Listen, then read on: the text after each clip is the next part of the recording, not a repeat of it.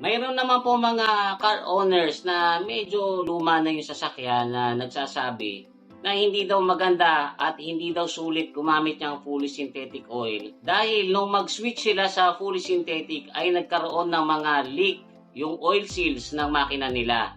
Partly, totoo po yan kasi alam nyo guys, yung fully synthetic oils, marami po yung detergents. Mahusay po yan maglinis ng loob ng makina. Yung mga gunk or yung mga namumuong langis na nandun sa loob ng makina ay unti-unti po yung nalilinis. Kapag nawala na po yung gunk, lalo na doon sa mga oil seals, dyan po nare-reveal kuminsan na meron palang mga sirang oil seals. Kaya dyan na rin po magsisimulang mag-leak. Pero kung maayos pa po ang mga oil seals ng isang makina kahit na luma na ito, ay hindi po yan magkakaroon ng leak kung sakaling magsuswitch kayo sa full synthetic oil.